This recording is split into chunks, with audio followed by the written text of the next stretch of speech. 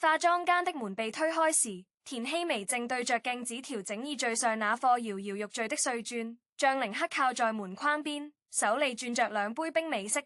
杯壁上的水珠順着指縫滴在地板上，暈開一小片深色。兩人視線在鏡子裏撞上，同時彎起嘴角，那種笑意像是排練過無數遍，又像是第一次見面時慣性的善意。嘴角弧度、眼角皺起的紋路，甚至微微歪頭的角度都恰到好處，以至於旁邊忙着整理裙擺的助理都未察覺。鏡面倒影裏，兩隻手已經在身側悄悄勾住了小指，又迅速重開，快得像蠟角。可門外走廊盡頭，兩位經紀人的手機屏幕正亮着，一個在查實時二手詞條，一個在回頭資方關於雙人合體是否會影響後續單人商務的追問。拇指劃過玻璃面的速度越來越快，指甲及幾乎要嵌進防窺膜裏，那種磨聲的焦灼，像掹緊的弦，被兩人借相視一笑輕輕撥了一下。劇組殺青宴那天，其實所有人都湊到了點不一樣的氣息。導演舉着酒杯說：你兩隻 CP 感是老天想飯吃時，張凌克的手正搭在田曦薇椅背的邊緣，只沾你他肩膀的薄紗只有2厘米。而田曦薇低頭去夾那塊紅燒肉，筷子尖卻精準地避開了肉，夾走了他碗邊那顆孤獨的花生米，動作流暢得像是做過100次。旁邊聶像大哥偷偷按了幾張花絮照，閃光燈亮起時，兩人同時抬頭，露出標準的營業微笑。可桌子底下，運動鞋的鞋尖正輕輕碰着瑪麗珍鞋的鞋扣，一下兩下，像某種摩斯密碼。當晚收工，保姆車裏田曦薇的經紀人陣這把手機遞過來，屏幕上是一張高清路透，兩人在片場角落對台詞。張凌克手裏拿着劇本，田曦薇仰着頭笑，距離近得能掃清對方的睫毛。配文是好甜，是不是真的？陣這沒說話，只是用食指敲了敲屏幕上的真字，指甲敲出篤篤的聲響。田曦薇把臉轉向車窗，玻璃映出她抿住的嘴角。後視鏡裏，張凌克的車正從旁邊車道超過去，尾燈在夜色裏挖出2道模糊的紅。其實他們第一次在劇本唯獨配上見面時，氣氛遠沒有現在這麼微妙。那時張凌克剛結束上一部古裝劇的打戲訓練，手腕上旋轉着肌肉貼，田曦薇則是從時裝周趕回來，睫毛上旋沾着沒卸乾淨的閃粉。兩人隔着長桌對坐，念到第2場重逢戲時，張凌克突然卡殼，把你瘦了念成了你瘦了，船事半了。滿屋子人笑作一團，田曦薇笑得趴在桌上，劇本邊緣壓住他放在桌角的咖啡杯盒，發出咔嗒一聲輕響。那時候經紀人旋在群裏互相客氣地發着以後多關照的表情包，誰能想到3個月後，這份關照會變成片場休息時共享的一副藍牙耳機。田曦薇的左耳，張凌克的右耳，中間那根細細的線藏在兩人並排坐着的羽絨服袖口裏，播的是田曦薇最近單曲循環的那門樂序。張凌克說主唱聲音像沙子磨木頭，田曦薇踩了他一腳，鞋底落在他的馬丁靴上，留下半個煎灰的印子，誰都沒去擦。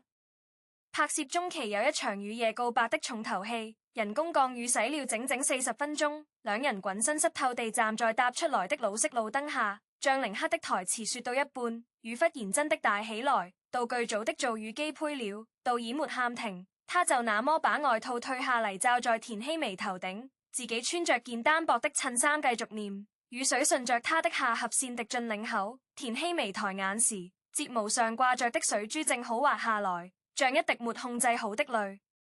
監視器後面的導演拍着大腿喊過了。場務遞來毛巾時，張凌克先接過去，很自然地按在田曦薇頭髮上游了2下，動作快到2個經紀人都沒來得及阻止，只有站在最邊上的助理拍下了那張後來被粉絲瘋狂轉發的動圖。那天晚上，陣姐在酒店走廊攔住張凌克的經紀人黃哥，兩人靠着防火門聊了10幾分鐘，說的都是現在劇船沒播，熱度要控制，後續船有各自的新項目要官宣，這種私下接觸被拍到很難解釋。語氣平靜得像在討論明天的菜單，可黃哥手裏的煙燒了很長一截沒彈灰，陣姐的平底鞋跟在地毯上碾出一個小小的凹痕。隨着劇集進入宣傳期，兩人合體的場合越來越多，那種表面笑嘻嘻暗戳戳的戲碼幾乎成了固定流程。發布會後台，田曦薇的裙擺太長被自己踩住，將寧克蹲下去幫她整理時，手指碰到她腳踝上的細連，兩人同時笑了。閃光燈從四面八方衝來，他們對着鏡頭比心，可將寧克的拇指在比心時悄悄擦過田曦薇的虎口，那個瞬間只有站在側台的陣姐看見了，他手裏的行程表被讚出了摺紙。採訪環節，主持人問拍攝期間最難忘的一場戲，張寧克說雨夜那場，田曦薇說吃花生米那場，台下粉絲尖叫着喊好默契，未人注意到張寧克說完後舔了一下嘴唇，那是他說謊時的小習慣，而他說的雨夜輝，其實難忘的不是表演，是罩住他時聞到他發燒的橙子味洗髮水，是雨水混着兩人體溫的那種微熱，是他在導演喊卡後多舉了3秒外套，直到手臂酸得微微發抖。這些細節被切割成無數個0.5秒的動圖，在超華里被配上粉色濾鏡和慢放 BGM， 而兩個經紀人的對話框裡，則塞滿了今天的熱搜詞條，必須控制在3個以內，雙人直播不能提私下約飯、雜誌合體拍攝要分開化妝間之類的條款，每一條都像在給某種自然生長的東西修剪枝葉，剪得小心翼翼，又帶着不容置疑的力度。矛盾真正浮出水面，是在某次品牌直播活動之後，兩人並排坐在高腳凳上，面前擺着贊助商的飲料。張寧克在回答理想型問題時，視線不自覺往右偏了15度，正好落在田曦薇捏着吸管的手指上。他說喜歡笑起來眼睛彎成月牙的，田曦薇正好低頭吸了一口飲料，嘴角的弧度完全符合他說的標準。這段直播被截成高清動圖，晚上10點衝上熱搜第一，話題後面跟着一個橙色的爆字。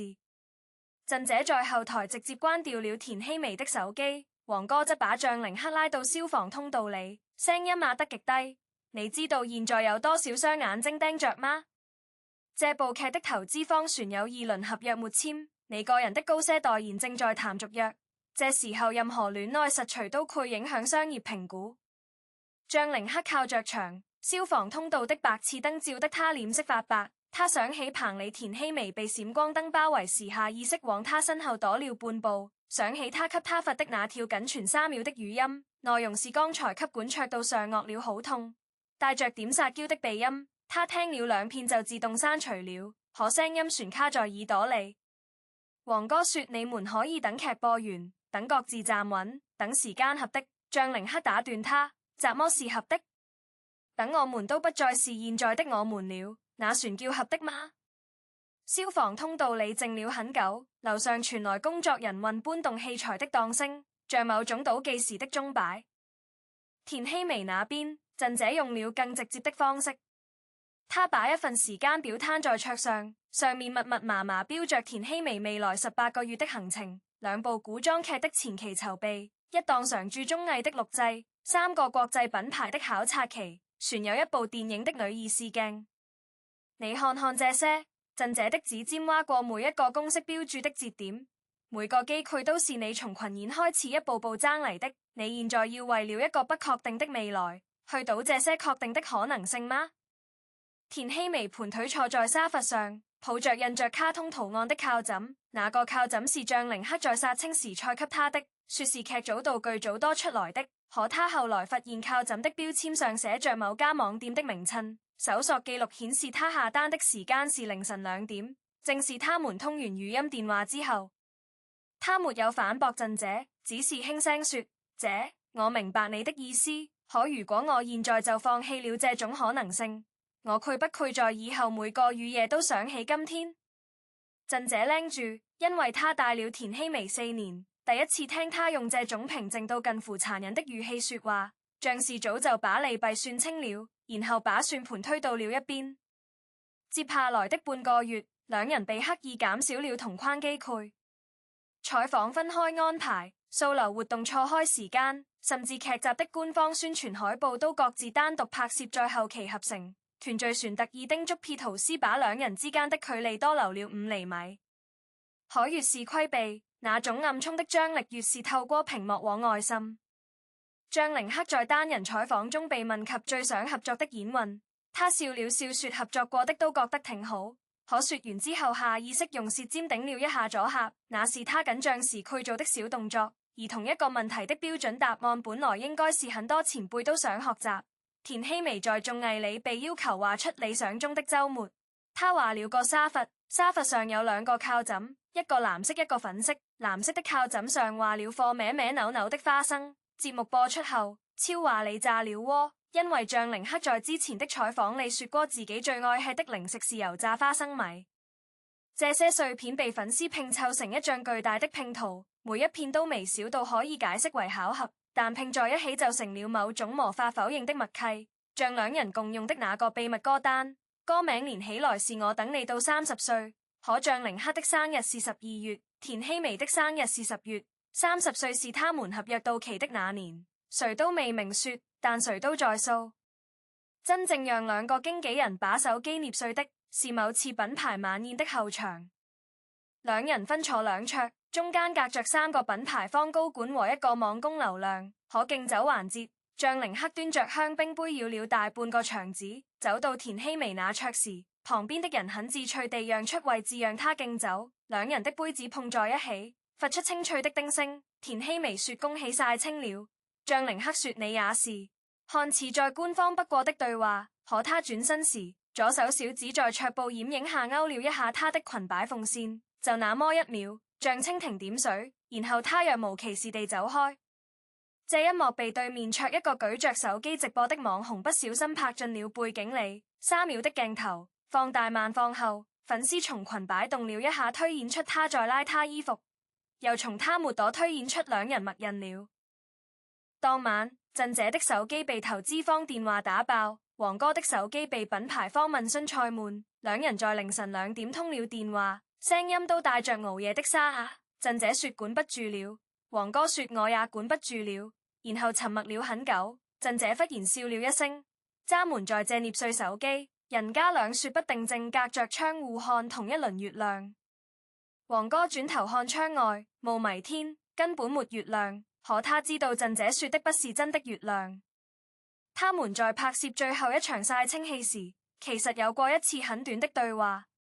那場戲是兩人在車站告別，田希薇演的姑娘要去南方，張凌克演的小伙子留在北方。火車汽笛響時，兩人隔着車窗貼手掌，導演要求手掌貼緊，但表情要克制。可真正拍的時候，田希薇的指尖在玻璃上畫了個小小的圈，張凌克的拇指正好按在那個圈的中心。攝像機沒拍到，因為角度被行李架擋住了，只有站在軌道對面的長務看見了。長務後來跟朋友說，那種感覺像在演另一次元的故事。拍完之後，兩人坐在站台的長椅上等收工，周圍人來人往搬道具拆軌道，他們戴着口罩，只露出眼睛。張凌克忽然說，如果戲外也這麼簡單就好了。田希薇看着遠處正在收攏的遮光布，光從布縫裡漏出來，碎碎地鋪在地上。他說，可我們就是演了才知道，有些告別在劇本裡是假的，在生活裡卻是真的。張凌克側過頭看他，口罩邊緣蹭到他的髮尾，兩人同時聞到對方身上那種混合着汗味和道具漆的味道，很真實，真實到不像戲。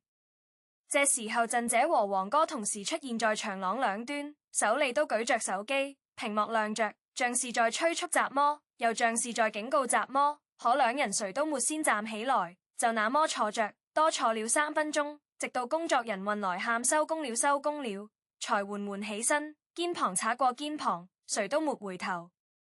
如今劇集播到大結局，官方放出的花絮裡有一段未公開的素材，兩人在片場等待曝光時，張凌克用花生殼擺了個小人，田希薇用咖啡字給小人畫了雙眼睛。旁邊有人問你們在幹嘛，他們異口同聲說在創作，然後笑得前仰後合，笑到田希薇的耳墜再次掉下來。張凌克這次穩穩接住了，放在他掌心裡說這次沒失。這條花絮的評論勾最高讚寫着他們雜麼都沒說，可雜麼都說了。而現實裡，張凌克正在橫店拍新的武打戲，每天吊威亞到肩膀淤青。田希薇在上海拍現代劇，學的是怎麼用高跟鞋跑過3條街不崴腳。他們偶爾在凌晨發消息，內容多是今天掉了8次，我今天崴了1次但沒摔，然後互相發個油油的表情包，沒有更多了。震姐和黃哥最近一次見面是在行業酒會，兩人碰杯時，黃哥說其實想，渣們年輕時也這樣。震姐說是啊，但渣們那時未手機拍，沒熱手掛，兩人碰完杯各自走開，酒杯裏紅酒晃出的弧度，像極了站台上那扇被手掌貼過的車窗。需要為這一切做個中立性的梳理，不帶偏袒也不帶煽情，只是回到最樸素的視覺去看。